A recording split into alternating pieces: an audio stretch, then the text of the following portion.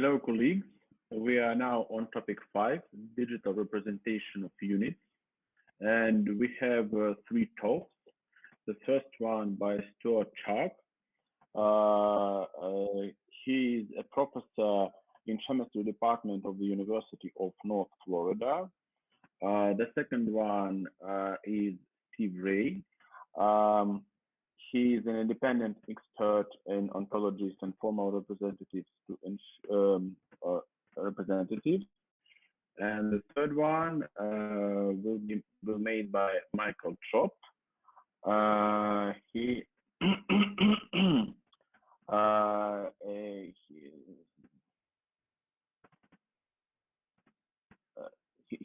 is the chief scientist for Wolfram Alpha and helping to realize the dream of making the world knowledge of the quantitative sciences. So, Philippe, please launch the session.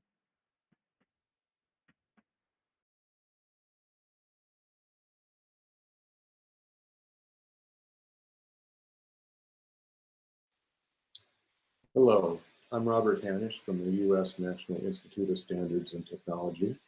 And I'm here today with my colleague Stuart Chalk from the University of North Florida to talk about an approach to interoperability for units of measure. Units are ubiquitous and fundamental to all practices in science. Units have, until now, or until recently, really been for humans. We read about units in publications and we see symbols and so forth. And everybody basically thinks that there is no problem, that we have solved the ways to represent units of measure. But in fact, when you're talking about computers and making units understandable semantically by computers, units are not solved. We need definite identification of units of measure for machines in order to facilitate interoperability of data. If you don't know the units and you can't properly compare them, then you really can't do metrology or other sciences properly. There are a number of drivers for improving interoperability of units of measure. For example, the United Nations Sustainable Development Goals require integration of data from very disparate resources, and those resources may have units represented in very different and incompatible ways. CODATA is initiating a decadal program, which is also emphasizing cross-domain grand challenges, where interoperability of units of measure will be essential. And this is a tenet that underlies the FAIR principles, findable, accessible, interoperable, and reusable data, where metadata needs to be sufficiently detailed such that units of measure are understandable by machines. The good news is that there are a number of well-established digital unit representations. We don't need another standard, but we do need to facilitate interoperability, and we need tools that can convert and find units and metadata describing rich data sets. There are several activities around this problem of representation of units of measure. There's a CODATA task group on the digital representation of units of measure, DRUM, of which I am the chair, and Stuart is a colleague of mine working on that task group. There's also CODATA engaging with the international scientific unions and the DRUM in order to solicit use cases and challenges. And in the social sciences, there's the Data Documentation Initiative Cross-Domain Integration Program that is also being done in collaboration with CODATA and the DRUM task group. The Research Data Alliance also has an interest group that is focusing on the UN Sustainable Development Goals. And so there are many groups now engaged in trying to rectify some of these challenges. I'll now ask Stuart to take over and talk about the current landscape for representing units of measure.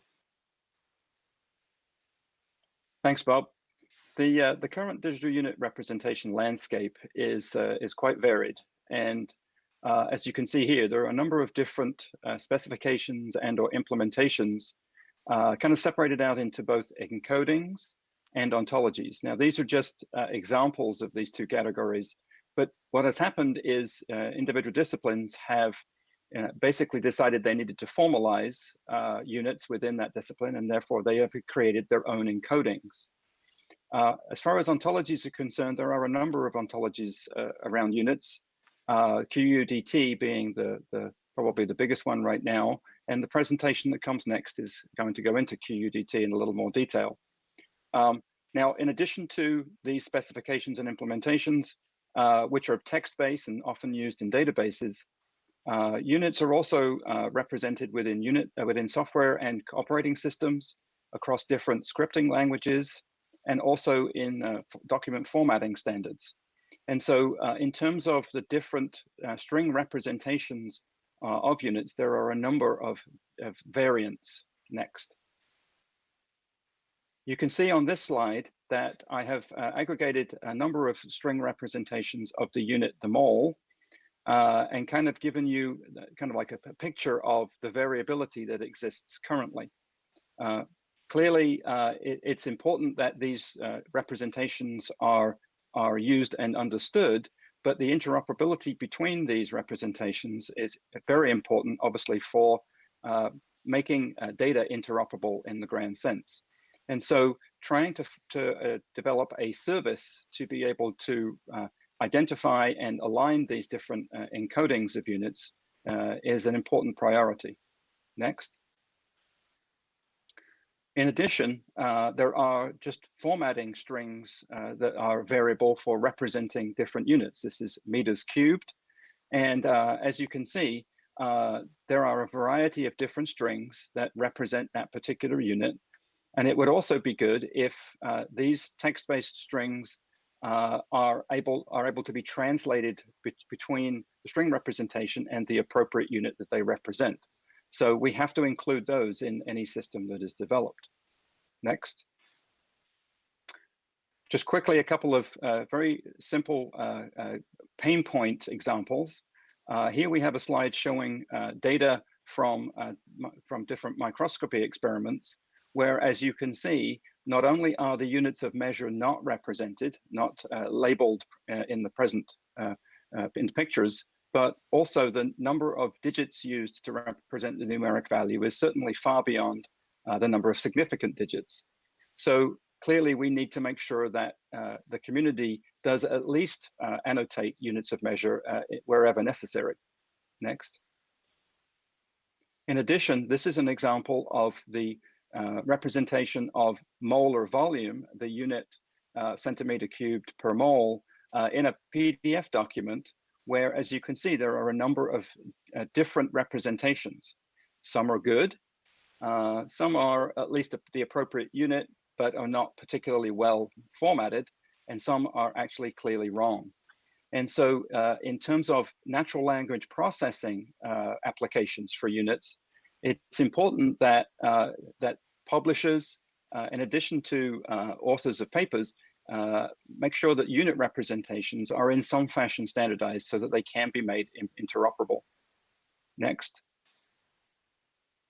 So there is a lot to understand about the extent of the digital unit representation landscape in the different ways in which units are implemented.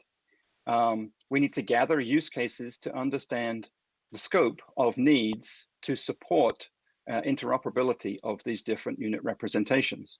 We also need to capture a significant number of pain points to identify additional solutions that are needed to solve those pain points. As part of ongoing efforts, we need to determine what tools and services, therefore, we need to support any and all entities that need to identify and align units of measure so that they can be made interoperable.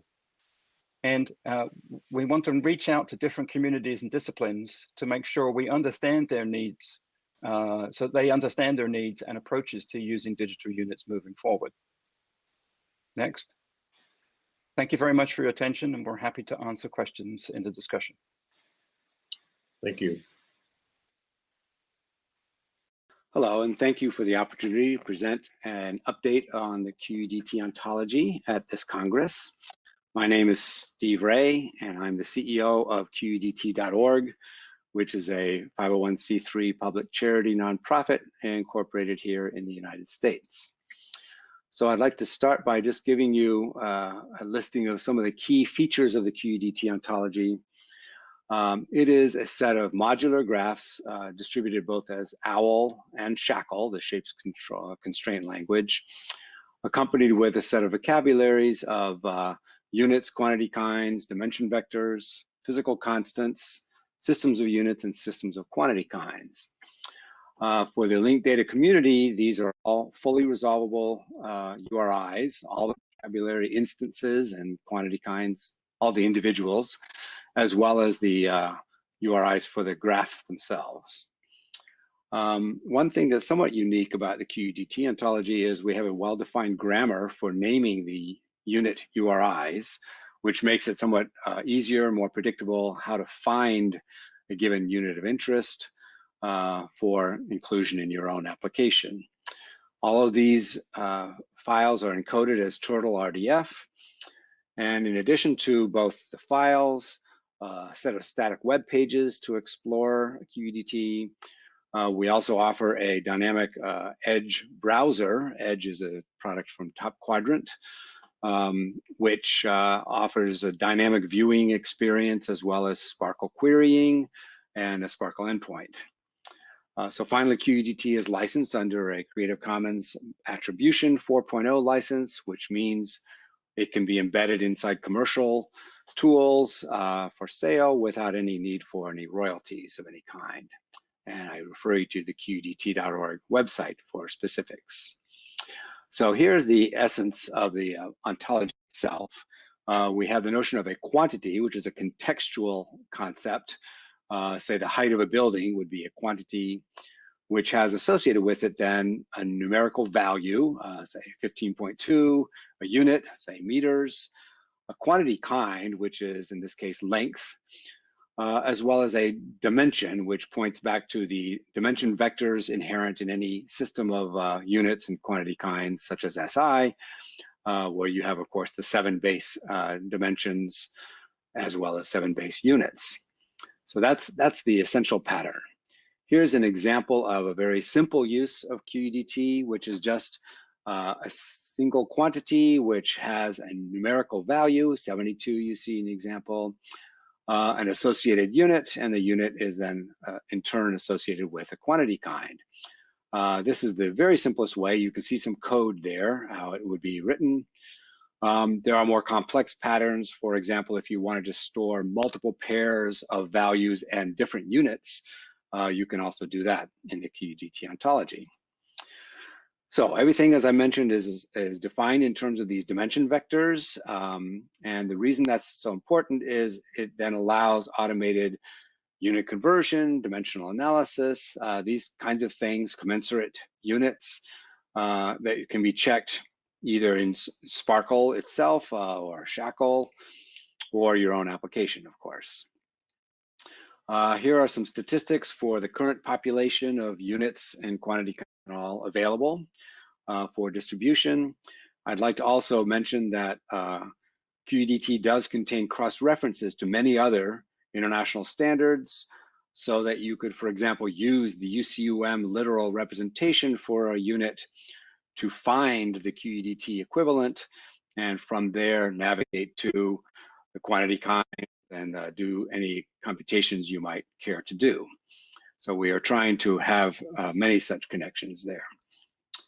Here's a partial view of the web browser interface. You can see human readability. We have LaTeX descriptions for many of our units and quantity kinds. We cross-reference to symbols, and you can see on the right there the other standards that have an equivalent to a particular unit.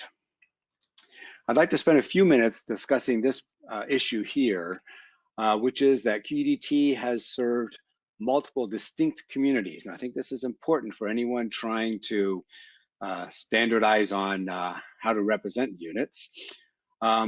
initially and probably earliest was the linked data community, which is more interested in up-to-date, the latest version of something, but fully resolvable URI. So they can simply make reference to a URI and they receive back a snippet of code which describes what that unit or quantity kind is all about.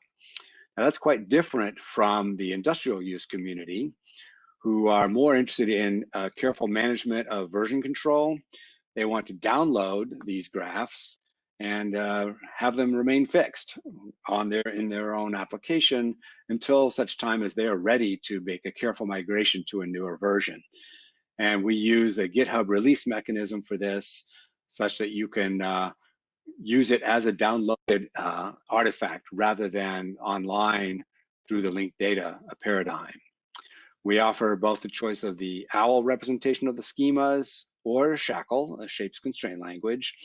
OWL has been around, of course, much longer.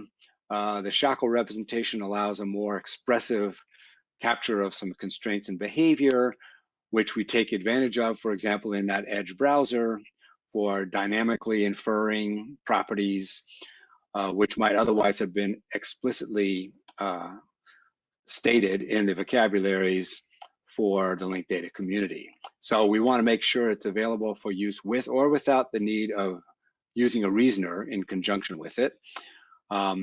So you can take your pick in that sense. But this is important to think about in terms of what should be standardized. Do you want to have a core from which one can infer other properties, or do you want to go ahead and explicitly assert all of these other inferences for simple downloading? It's not an easy question to answer.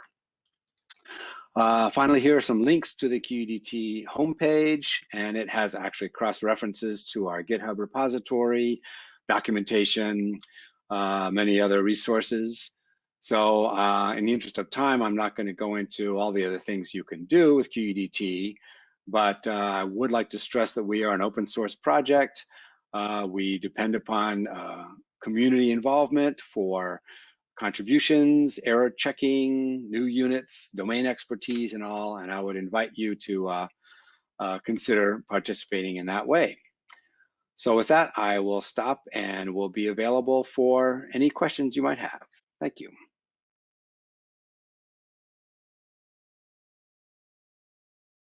Good afternoon, everybody. Thank you for coming to my talk. I want to talk about units, quantities, physical quantities, and physical constants in the Wolfram language today. First question, why do we care about units in the technical computing systems? And the answer is pretty simple, because many real-life computations that modeling the real world do contain dimensional parameters. This means one needs a semantic computational encoding of observables and results of observations, meaning measurement results. That's why in 2012, in the version 9 of the Wolfram language, we introduced the function quantity with arguments magnitude and unit and a bunch of related functions that work with it. We had already started a couple of years earlier working with unit when we worked on Wolfram Alpha. That was released in 2009 and now powers personal assistants like Siri and Alexa. The reason is that a good fraction of quantitative queries that people ask are either direct unit conversions or queries that need units to even formulate a question, or an even larger number of queries that have a quantitative result that turns out to be a quantity with dimensional answer. So before going into the actual quantity framework, I want to quickly discuss the syntax of the Wolfram language so that some of the examples become easier to understand. We'll only discuss the interactive in-out paradigm, not the remote computation of a batch session. So here we have an input, and we can evaluate it, and we see here in and out. You will frequently see in-out with a little bit grayed out with a bullet, like this one. And the reason is this is from the last time I had this mathematical notebook open, and if I evaluate it, then it will instantiate it to the current in-out in this session. I will not evaluate everything for timing reasons. Wolfram language functions are typically uppercase and internally capitalized. It's like contour plot, quantity magnitude. Square brackets are used for function application, like sinus, log base b, x. Curly braces are used for ranges, domains, iterators. And the percent sign refers to the last result. So for instance, if we evaluate this input, We can refer to it and numericalize it with any precision. The arbitrary precision arithmetic becomes very handy when we deal with quantities, because quantities frequently are only measured to a finite precision. Now, with respect to the computational representation of things other than mathematical objects, one needs dates, molecules, quantities, an object of the real world to really compute with them. So here's a quantity 3 meter. I can compute this. The result is nicely formatted, easy to read, has a tooltip. I can take the result, add something, I can convert it to another unit. Here's the current time instant, and I can say what is now minus this, and it shows that the difference between two time instants is, of course, a time difference. And then we have this concept of entities in the Wolfram language. Entities are all kinds of things of the real world, like persons, elements, music recording, dog breeds, food, and so on. Here's, for instance, the entity New York City. I evaluate it, and it becomes this yellow box. And I can ask questions about this, like how many people live there. And we see it's a quantity with the unit people. Now a quick overview of the main quantity-related functions. So we have already seen there's quantity and a bunch of other built-in functions to represent and work with quantities, physical quantities, and physical constants. They all have a compact and editable output formatting, which is very convenient, easy to read. They work smoothly together with visualization function, numeric and symbolic computation functions. And units, meaning the second argument of quantity, can be classical units like meters, seconds, but they can also be physical constants like the speed of light. And the default output, metric or imperial, is customary, depends on your GeoIP. That's a quick overview. So in the center of it are quantities, like 3 centimeters, 5 meters. They have units inside. Then units have physical dimensions like length, mass. Then there are quantity variables. They can be potentially be named like voltage V. Then we need, of course, uncertainty computations if we work with units. And we need physical constants that define units. And then many things like geo, dates and times. So here's a list of the most important functions. Quantity we have already seen. Quantity variable is something like the quantity variable V representing an electric potential. Unit convert, unit simplify, also pretty self-explanatory. Unit dimensions, mass, length, time, temperature. And there are around 2,000 other functions. The Wolfram language has currently around 6,000 symbols, and this is a lot, but you don't need all of them all the time. But adding a couple thousand more units to remember would make it not easier. That's why we have a very convenient way to type them in. For instance, you have a quantity, and then it already proposes the most commonly typed units at this point. There are still at this level many to choose from. Or you can use control equal, which allows any natural language input. That's the functionality we use on Wolfram Alpha to understand natural language. For instance, here the product of Boltzmann constant times 300 dK Kelvin. The result is fully computational, so you can convert it, say, to electron volts. If you have a large number of such natural language expression, you can use the function interpreter to process them programmatically. For instance, here's 2 times 198 kilometers, and so on and so on. And this gives a euro amount by the end of the day. Couple words about the scope and breadth of the data about units and related functionality that we have. We have around 5,400 different units, obviously all SI units, including prefixes, but we have also many thousands of historic and international units. Here are some examples, like here are some GGS units, genetics, some from astronomy, some historical ones. And we have also collected more than 12,000 compound units. Of course, you can form any compound units that you ever wanted, but this doesn't mean people use it in practice in a certain field. Knowing what kind of compound units actually occur is very important for making appropriate choices for simplifying compound units. Physical quantities, we have around 2,700 of them. They work very similar, also have a tooltip. And here's a list of them with their standard name, their canonical units, and their dimensions. Physical constants, we have around 320 of them. Obviously, all codata ones, the latest and the historical codata values. We supplemented this with constants from astronomy, cosmology, particle physics, speed of light, Planck constant, Avogadro constant, Boltzmann constant. We also have ones that are related, say, to Earth flattenings, ratios of mass-sun. And you see, whenever possible, we have exact values of them, which is not possible with the new SI. Otherwise, we very carefully keep track of what's the current precision that the latest codata values allow. So I want to show some quick examples. Here's a sum of 3 lengths. 12.7 meters, 3.603 kilometers, and a small factor multiplied by 5 light years. We can evaluate it. We can convert it, say, to miles.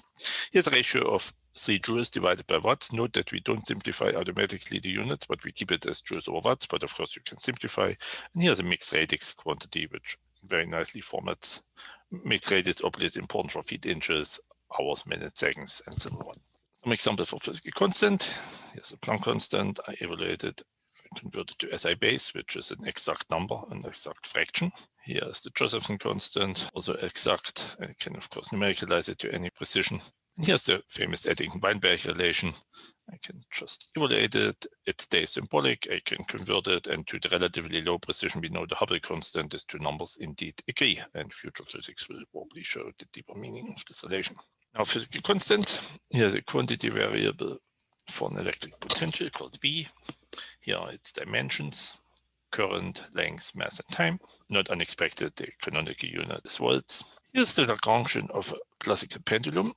Note that these are not just symbols, they are all physical quantities. This means we know the dimension of this object. And we can get, say, the Lagrange equations and then make a small angle approximation to get a classical formula for a pendulum that we learn in school. Some small applications, how to work with units.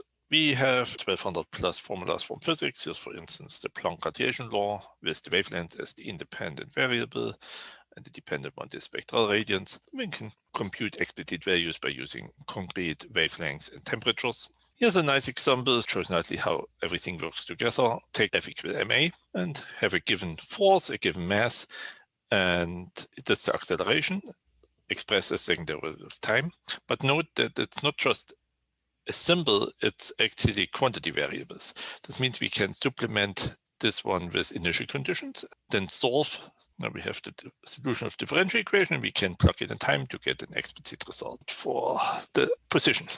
Okay, some data applications. Assume you want to do some more complicated searches. For instance, you want all elements with a density between 9.1 and 10.1 gram per cubic centimeter. So just to formulate a question, you need obviously units.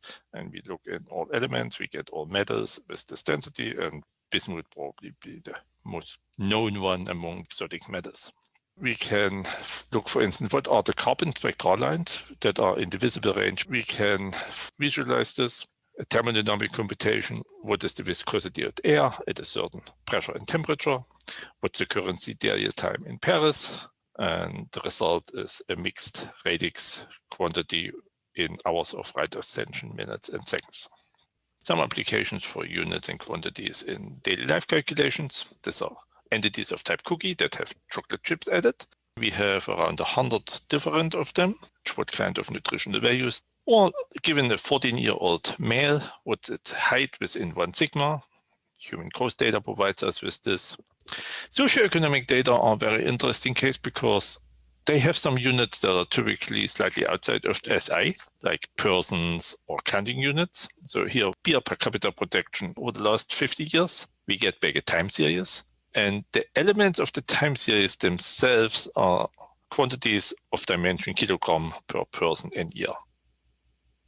Some applications from geography. Here are some aerial images of the northernmost and southernmost points of the Machine, the Lumber expedition.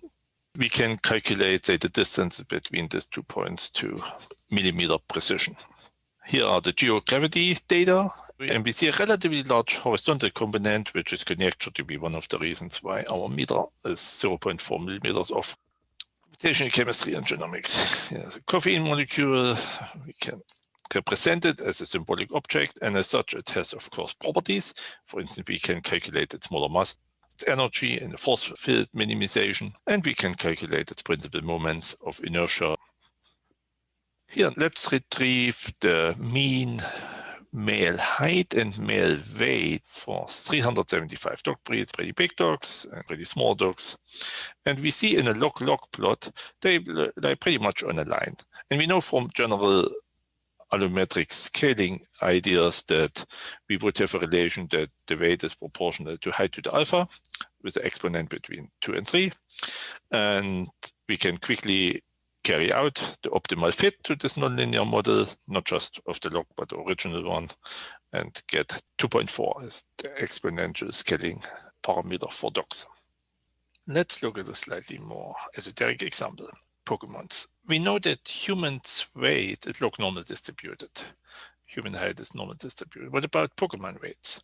There was a paper in Journal of Physical Society 2019 investigated. If we make a plot on a logarithmic axis, we see in a first approximation a Gaussian curve. So Pokemons are indeed having a log normal weight distribution, and we can say compute the optimal distribution for the parameters of the log normal distribution. And if we look at them, they really span an enormous amount of scales from 90 grams to nearly a ton. So a couple of words on extension and some potential issues. Let's take 22 euros per hour. We can convert this, for instance, in dollars per minute, where we have to do actually two conversions, the simple ones being hours to minute, the more complicated one, the one being euros and US dollars, where we use the current exchange rate. But what about euro from 2006? To indicate that this is an old euro, we have the concept of a dated unit, where we can say from when it is, and then we convert, say, a euro from 2006 to a euro to 2016, and we see around a 15% change due to inflation. Dimension of angles. Everybody who follows metrology knows that there's a discussion about the topic. Do angles have dimensions, and is it better to have them, or is it better not to have them? In our system, we decided to consider them to be having dimensions. This means something like an angular velocity has dimensions angle over time. Counting units is another interesting subject that you need for practical applications, even if the SI is not very specific what we should do with them. Like you have 5 slices of bacon, 8 cloves of garlic, 200,000 web hits. To deal with them in an optimal manner, we have many of them as built-in ones, and obviously there are always more things you can count than one can have. Nearly every countable down is something you could count. We also have the possibility for users to extend the system with more counting units. Non-multiplicative units, meaning additive and logarithmic ones. There is some ambiguity, for instance, in the degree Celsius. SB 811 from NIST says that the degree Celsius can be considered either as a difference or as a scale. Here we have the degree Celsius, and here we have degree Celsius difference. So we carefully differentiate the two, because if you convert them to kelvins, one of them is more or less, of course, the same, where the other one is, of course, a much bigger number. Earthquakes are complicated because they are logarithmic. They are complicated for the system as well as for users. Not only being logarithmic, they are having some other complications due to slightly fuzzy conversions. Some representation details. Normally in a symbolic system, if you have x over x, you evaluate it to 1. But what about 2.8 micrometers by meters? Do we want to convert this to 2.8 times 10 to the minus 6 as a unitless quantity? And we decided not to do this by default, because 2.8 micrometers over meters is really something else than 2.8 microseconds over seconds. If you wanted, you can force the system to make them dimensionless. Just a couple of words about physical constants. Here are some random ones. And we have one very nice property, equivalent forms, which gives you various versions to write a certain physical constant, in this case the Bohr radius.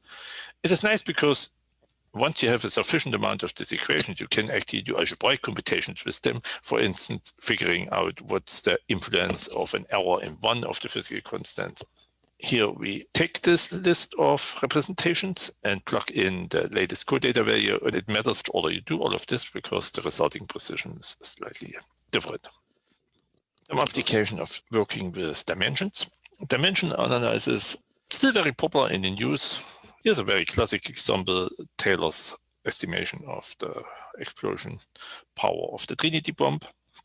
So what you have at your disposal, you have the mass density of air, you have the radius of the ball visible, and you have the time after which it was photographed. And this uniquely gives you this quantity that you can form of dimension energy. You can plug in the values, and you get around 26 kilotons, which is pretty much the right result.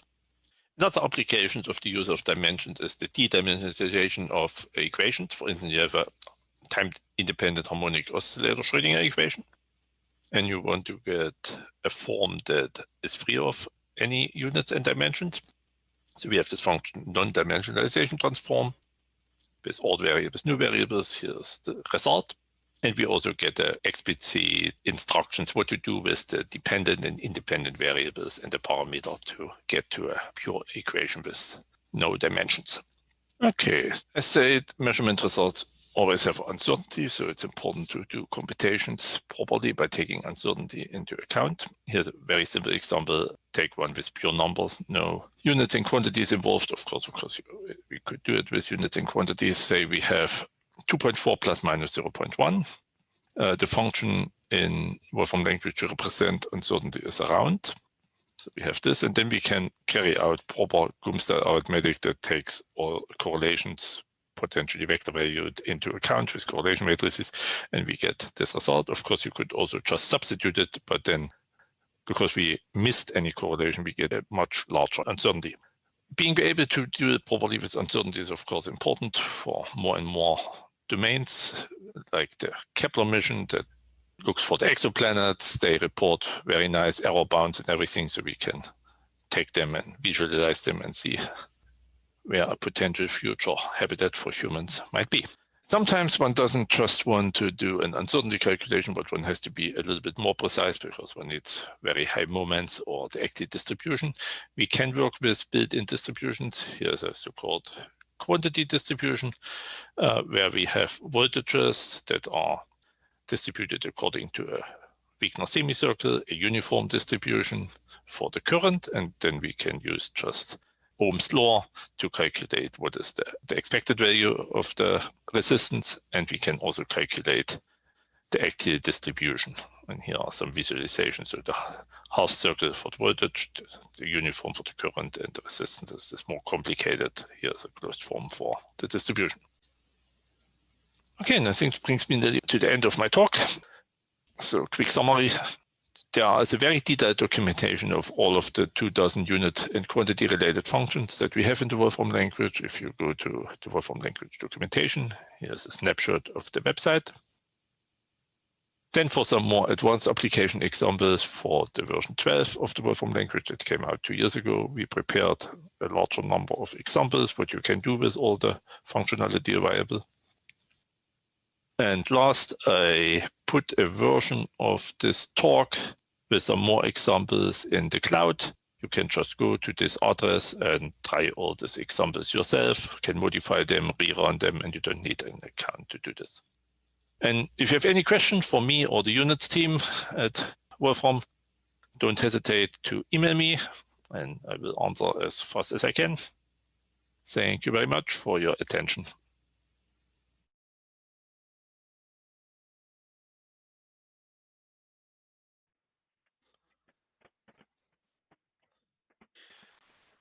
So welcome back to the question and answer session for the 3 talks we just heard. And since we only have like 15 minutes, I would like to go directly into the Q&A. And the questions are ordered using based on the thumbs up. So if you want to push a question up or down in the list, then leave your comment there. So the first question is from Frank Hettich. It goes to Michael. In 2019, we have redefined the fundamental constant, such as the Planck constant. How is that considered in your software? That's a very good question. So as units sometimes change, as it was through the new SI, the values change, and we push the new values through an update system to every version of Mathematica. But as you correctly observed, the price of this is that you have a program from earlier, you get a different result. And for most people, it's probably the right thing to always have the current result. But we did actually get various requests for people who wanted to use historic results. So we added the historic code data, so you can use the historic data if you want it, but you have to make changes to your code. Mm-hmm. Thank you. The next question goes to Bob and Stuart. So to Stuart, because Bob is not here. When your statement is that there are already enough standards existing, I'm wondering what the role of the new DSI can be. It's a really great question. When I said that there are enough standards out there, of course, what I'm really referring to are community standards that have been while digital have been developed for humans to be able to correctly understand and annotate units. I think the DSI is really all about trying to make sure that there is a uniform way in which units, quantities, and their uncertainties are represented that can be translated to the NMI infrastructure, but also can be put as a kind of a digital standard formally for units, to which all of the unit representations that I was speaking to can then eventually be mapped. It's whether you're talking about standards for humans as opposed to talking about standards for computers. Mm-hmm. So does that mean we will need some kind of a meta standard, or? So I think the issue is, in a sense, scientists have done, well, to some extent, a poor job of in themselves being conformant with SI guidelines about how to represent units when they publish papers, when they maybe even put the data into a database. And so in that respect, there's a need to kind of work on how do we meet those disciplines where there are varied representations of units. How do we meet those disciplines where they are and help them to be truly integrated into hopefully an overall system, such that they are not being pushed to kind of like formally adopt some other standard that in most cases probably won't work, because disciplines, or at least people in a general sense, tend to push back when they get forced to do something. I think it's really about, a lot of this is really about understanding the scope of all of what we're talking about here. There's needs relative from the NMIs and that infrastructure, but there's obviously needs of the communities, and we need to make sure that we support all of those to be able to make as much as possible units interoperable across the board. Mm-hmm. Yep. Okay, the next question is from Thomas Liu. Reflecting on the presentation and similar questions asked, are the current digital representation good enough for metrology and quality infrastructure application? And are they good enough in providing confidence and trust in the measurement data delivered to application?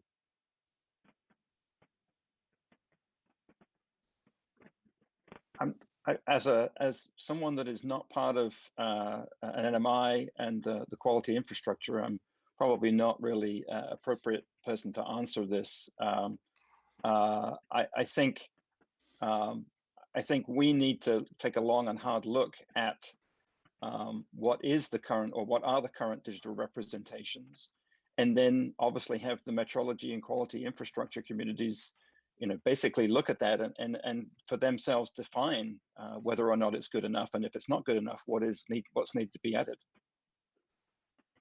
I feel even less qualified to say something about this. Okay, then we simply leave it like that. Next question from Siegfried Hackel goes to Michael. Can you say something about the costs involved in using your system? I assume by cost you mean monetary costs. Sorry, that's not my department. Send me email, I put you in contact. It depends. Like, there are countries you have a site license, there are states you have a site license. So we figure something out. Send me email. Okay, thank you. The next question goes to Steve Ray, who is not here, but Stuart decided you could take that question. Yes, so, I'm from. Go ahead. Sorry, go ahead. So the question is, does QEDT cover only physical units, or could we represent abstract units, for example, such as those from computer or software area, megabyte, packets per second? So I know QEDT well enough to be able to say that it does support abstract units. It has representations of byte and megabyte in it already, and it also supports currencies as well. Very good. So the answer is basically yes. Yes. Then a question from Joachim Meyer. With the present digital representation of units approaches in use, for me it seems that we are repeating the pre-meter convention era. What would you say? Michael, did you want to take that one? I'm pretty familiar with the 1790 to 1800 making of the metric system, less familiar with the 1850 to 1880 time.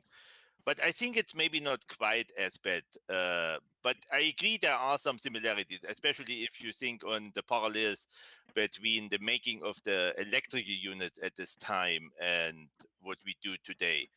But I think with modern machine learning techniques and with software, we can overcome some of the problems far faster and than it took at this time, which were 20, 30 years.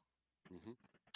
I would agree. We're not quite as poorly off as the pre-meter convention era. I think what's happened is, you know, when digital systems came into being, communities, you know, clearly had a need to be able to go down that path and implement whatever they felt was appropriate for their community in a digital setting. And as a consequence, we've ended up with what we have right now. And I think this workshop and the impending project that will come after this, I think, is exactly what is needed to, in a sense, clean this up. And I think we have already made a great progress with respect to Wikidata, which really is one of the biggest information sources out there that has values that have quantities, and they're already standardized and you can read them all in.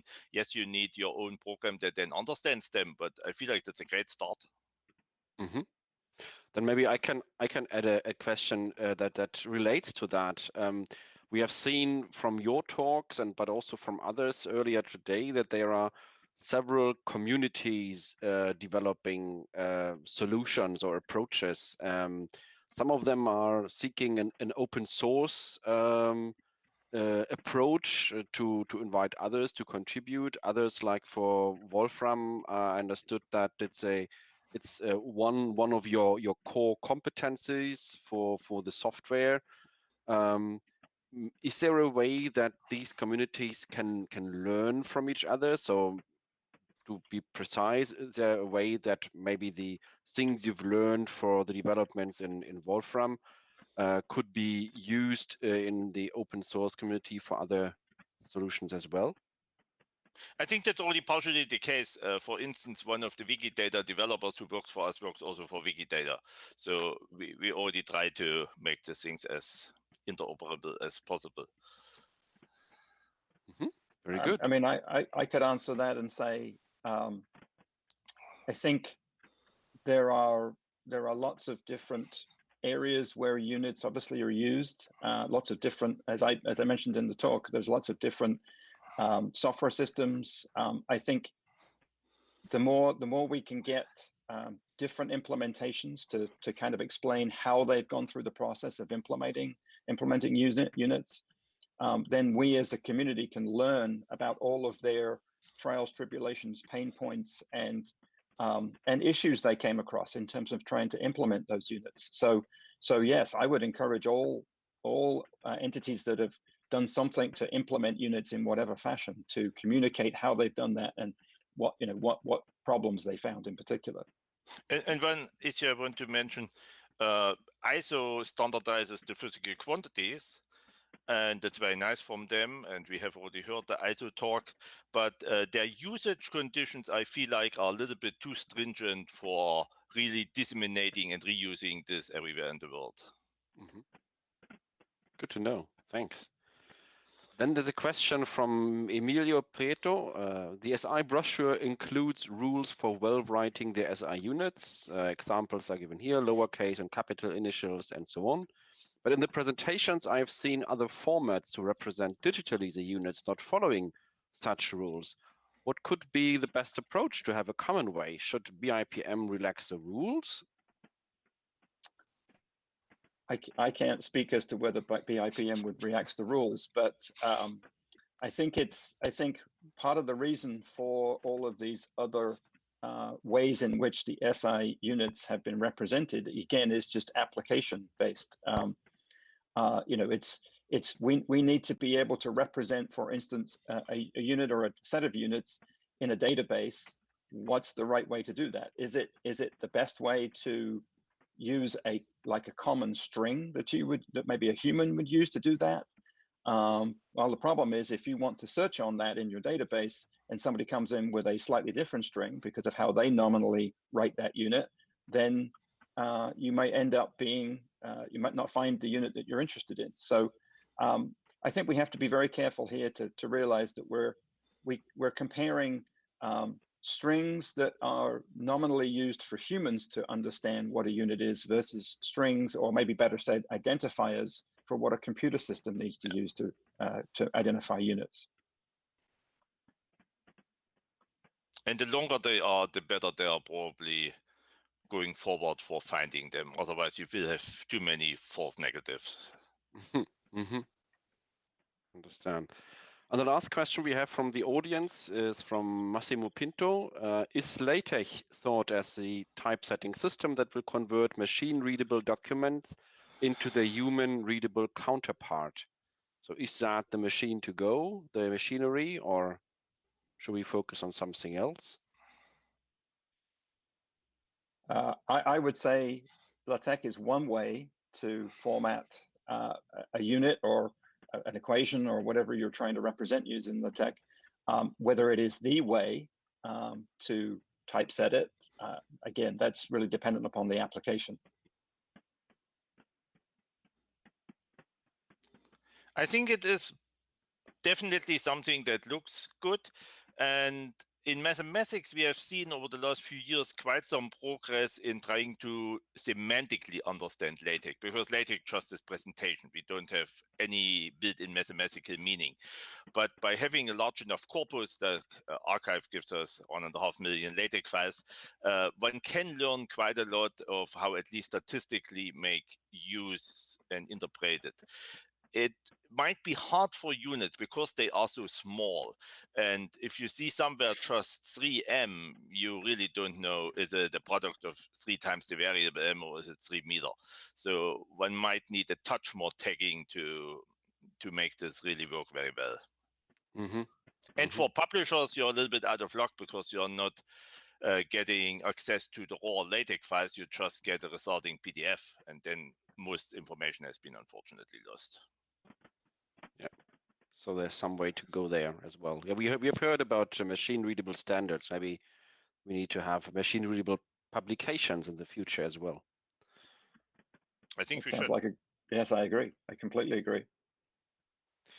So thank you very much to both of you for being here and answering all the questions. And thanks also to the audience for giving us these questions. I think we had quite some excellent talks this morning from several speakers, and I want to thank also you two again for preparing the recordings of the talk. And Sergey, I would like to give you the final remarks to close that last session for today. Okay. So, Sasha, I think you already said everything that we should for everybody, for speakers, also, of course, for today's speakers of the first 2 sections in the morning. So, I hope that these talks and discussion actually can lead us a little bit forward in our tasks of the digital transformation of metrology, of the for regional metrology organizations, for NMIs, and so on. I think it was very useful from my point of view. And I also want to say many thanks for every speaker, and for you, Sasha. Thank you very much for your moderation. I think it was very good.